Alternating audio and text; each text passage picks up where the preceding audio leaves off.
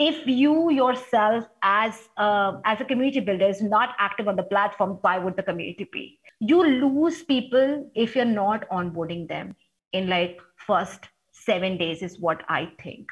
With scale, the biggest challenge that anybody has is that. So thank you so much. And I'm really, really looking forward to this session. While we grow from, a small community to a relatively larger community, I think we'll learn some challenges that come at scale. And that's why today we have a very special guest. So I bring to you Mrinal Bhattacharya. She looks at global product support at Quora. Previously, she used to lead the Bengali community at Quora. Hello everyone. Thank you so much for inviting me, Nipun, and the LikeMinds team. I'm really excited to talk to everyone today. And this is my safe space because I know everybody is a community builder here. So I think we can have that vulnerable, authentic chat. So Quora's mission is sharing and growing the world's knowledge. And one of the things that I have believed is that the vast majority of human knowledge is trapped inside our head in form of experiences, and there's no way that you can access it. There are a little bit of experts and privileged people who have that, but in general, I think Quora is becoming that platform that is providing the world a place where they can have that access, and I think community managers are accelerating it. So I started my journey at Quora as a community builder. So Quora's mission, as I said, is sharing and growing the world's knowledge. And not all knowledge can be written down, but much of that which can be still isn't. So that is where the community builders actually step in. So what they do is essentially they find to nurture unique and diverse voices. And how they do it, so let's say for an example, when I started for Quora in Bengali, my first KRA or K responsibility area was to figure out who on earth is going to actually use, Quora in Bengali, because we didn't have Bengali before that, right? So the first challenge was to figure out how many people actually speak Bengali at Quora. So when you are signing up at Quora, you actually share your interest about which languages that you're interested in. And from there, we pulled out the data and we realized that, these are the pool of people that are interested in the language. Maybe they also speak the language. They may or may not speak the language. So the community manager actually reaches out to them, try and test it out, check with them whether they are comfortable writing, because one major challenge that Quora, any language that we are building, is that people need to be well versed with the typing or writing format, because we are right now only doing the text format. We do not have video content as of today. So it was extremely important for us. But at the same time, as a community builder, we are not purist of the language. We embrace everyone and anyone, but at the same time, we have to maintain certain quality standards. We cannot have, say, a Quora in Bengali is everything is written in English. For that, we have Quora in English. So the next one is obviously setting example by creating value and educating. So one of the things that I said, well, you begin with, say, any community, and you can see that in LikeMinds as well. Nipun, Akshita, and rest of the LikeMinds team, they are also extremely active on the platform.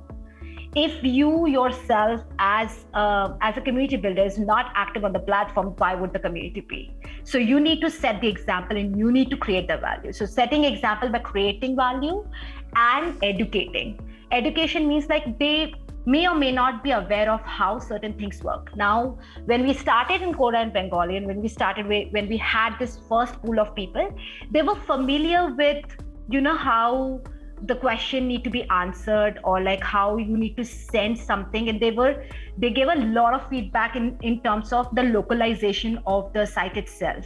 Now, the second one is facilitating safe environment. I think it's not just for the community, but for the platform itself. It's very important to have certain policies and guidelines in place that help the user to understand that they cannot just harass anyone or send spams to anyone, or in general violate or do say policy violations like plagiarism. So in content world, plagiarism is like a huge sin. It's a massive policy violation, right? Like it's a massive guideline violation. It's like ripping somebody's value away. So all those guidelines are definitely in place, but the community manager is the one who is also educating about the policies and guidelines. At the same time, they're also someone who are actively enforcing it. For instance, we can have as many tools, as many AI, as many ML on the background, but the fact that you don't always like it, the AI and ML is as good as as it gets, and you need to have like feed some data into it to like let it perform. The first like set of people that sets the tone is actually community managers. So onboarding and maintenance of the community, like onboarding is extremely important. I think I should have put it in the first set of set of points. I think onboarding actually sets the foundation. When you are creating a community, how you're actually onboarding actually sets the tone. You are sending them the guidelines and things like that. It will not help. Nobody is going to check Help Center on the day one, right? They want to have fun on the platform, or like they want to have fun or in exploring what your community is all about. So you as a community builder, whether you are on Discord, whether you're on Slack, whether you have a WhatsApp group, it's very important to set practice of like what is onboarding. Like, even in LikeMinds, there's a community builder who will come to you and like talk to you about, okay, where you can actually put up your introduction, how you can do certain things. So that onboarding experience is very important. You lose people if you're not onboarding them in like first 7 days is what I think. At least that's true for like us, that at Quora, if you're not onboarding people in like say in like the first few weeks, it's extremely challenging for them to retain. And the moment you send that first message that, hey, listen, I am Mrinal and I work as a community builder for this particular platform. Do let me know if you have any questions. Here are 5 things that you can do. Now, moving on, market metrics and overall community pulse check. Back when I was a community builder, a lot of time I have to like really educate people what community managers do, because most of the time everybody thought, oh, so you handle their social media. So I always thought that, I wish I could tell how much of intelligence goes into like the data analytics, the market metrics, overall community pulse check. When I say overall community pulse check, let's say a community manager will know if the gender diversity is lopsided. So when we were beginning at Quora in Bengali, the whole feed, let's say there is a 10-story feed, 9 stories are were by male users, and there was just 1 story by a female user, or non-existent. Like there is no. So we had to then run programs or like very selective subjects or question feeding around the whole thing, so that we can actually at least get that to a stable place. And I know that there are other languages that face the exact same issue with the the gender diversity. Same goes with topic diversity. So all of this is very important, and these are all very data driven structure. The programs that community builders actually run at Quora are very, very data driven. Create rewarding community experience. If I have to put it like what is a rewarding community experience? Rewarding community experience could be from like getting the dollar value to the validation that you get as a writer. So for an example, if I am somebody who is a thorough professional, let's say I am an astronaut, and we have like amazing writers at Quora who are writing on very hard topics and very specific subjects. So there is a writer, his name is Robert Frost. He's an astronaut, and he actually writes about that experience. Now that experience you will not get to hear in any, like get to read in like probably maybe some blogs, but you might not be aware of it, right? But here you are thinking that, okay, what kind of food do they eat at a space station? Now you have an actual astronaut talking about it, right? And then you go back and you say that, hey, listen, I'm really helpful. I'm really thankful that you have written that question. And that's rewarding for that writer, right? Like they're not getting a value, getting a dollar value of it, but what they're getting is these praises and appreciation.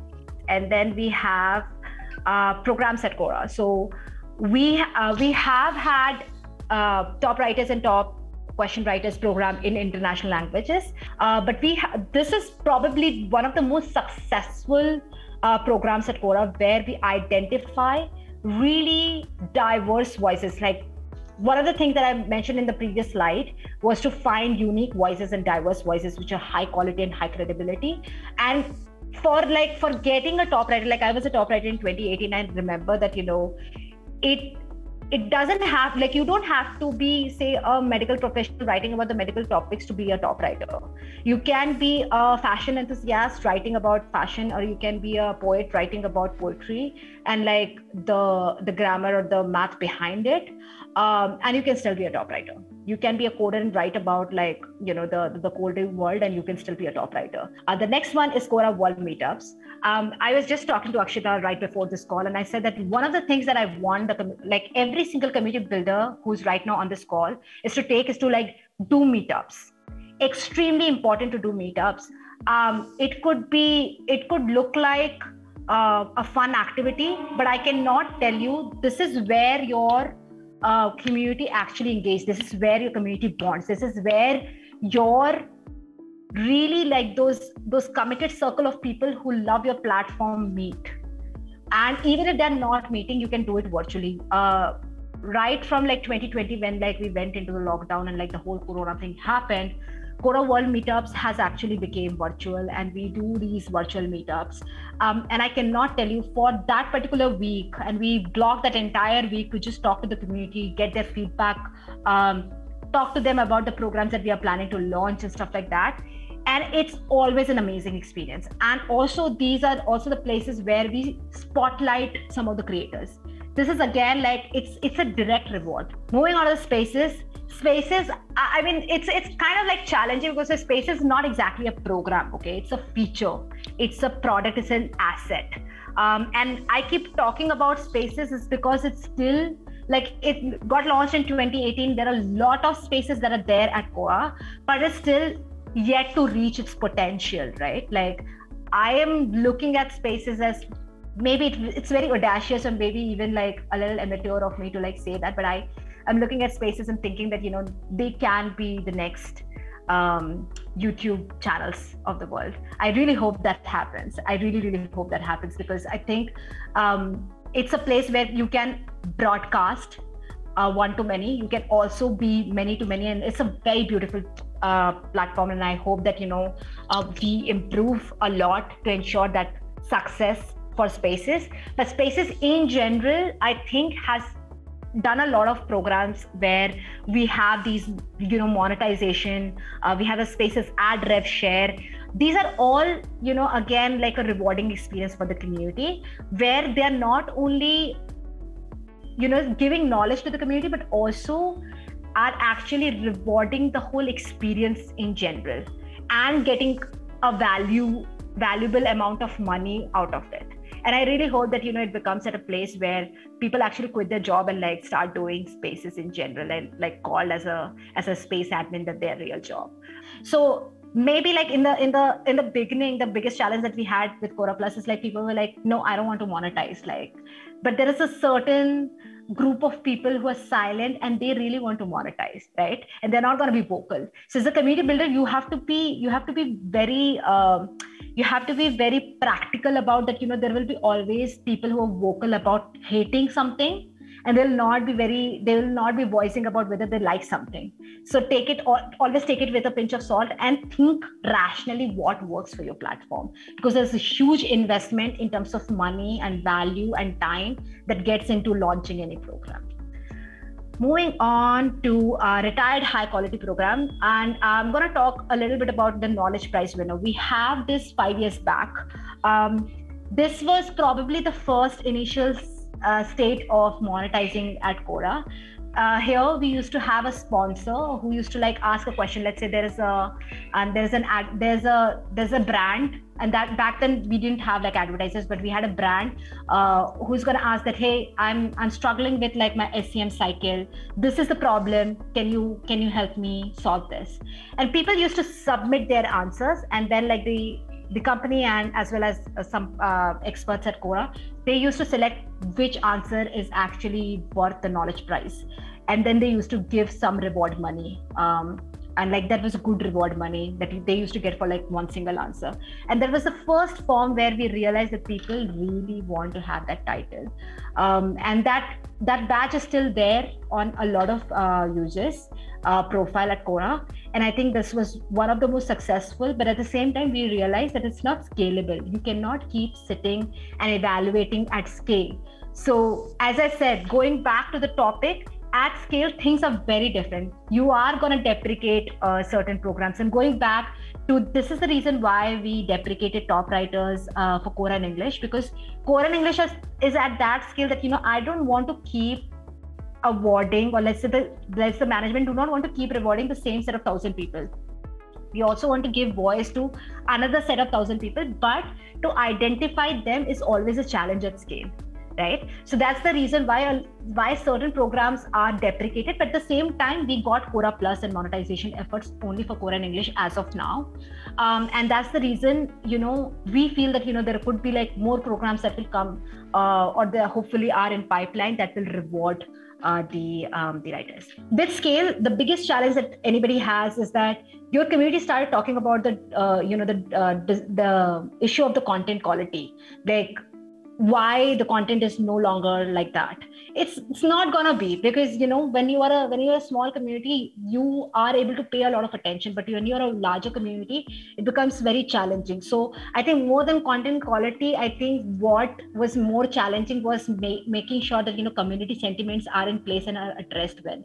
So content quality, while it dipped, it was for me more challenging was the community sentiments, which came with the content quality. Also familiarity, we have removed this feature called suggested edits on Quora, and we got a lot of like backlash around that. But it was kind of like a nice thing to do, because people were like familiar with certain things. They do not want to get rid of it, and they will keep complaining, why are you removing things that are not broken? But they have to understand that it's not that we are intentionally removing things. We are experimenting and seeing that whether something else is working fine. And probably it's all at an infra level, these making these changes are very challenging sometimes, and a lot of discussion actually happens on the background before we remove anything. So familiarity, and then automation, as I said, like we have to feed a lot of data to our AI and ML to make sure that happens, and it still doesn't get it always right. So just like helping the community understand that hey, listen, we know that it's a false positive, but stay with us because we are trying to like make it better. Then again, communication at scale, as I know that Nipun, I have told you that we are such a million user like visitors every time, and even then like our main official space, if we post something, the traction or engagement would be like somewhere around like, say, I don't know, like maybe 50,000, 25,000 if we are lucky. Otherwise the engagement will be around like 2,000 upvotes and things like that. So you can understand, like no matter how many banners you put on the homepage, it will still have that traction is going to be very challenging, and like the communicating at a scale is always very challenging. And the next is trust and safety. I know that you probably all are aware that compliances and like Quora deal with compliances of like almost every single country that we are active in, and that creates a lot of complexities, because somewhere this 13 years of age is okay, somewhere it is not okay, somewhere 18 years are considered as as people who can use internet. So there's a lot of complexities, and we don't know like how to sometimes do it. But we have made sure that there are guidelines in place, there are TOS in place, there are safety measures in place, and we are constantly evolving and learning from those guidelines. So I think these are the 5 challenges that I can think of, and once you address this, the Quora challenges will just get over. So yeah. And I have just like made a last point about the takeaways. These are my takeaways as a community manager, just be authentic, be empathetic. Everything works on like giving value to receive value. You cannot expect your community to give you something if you're not giving them something. So listen to the feedback, act accordingly, and definitely adopt. Like your platform is going to change. You have to adopt it to like help others and educate them. And then obviously let go of imposter syndrome, which is very real. And I can tell you that, has happened with me as a community builder as well, where I thought that, I'm not doing enough. So definitely let go of that. On that note, my presentation is over.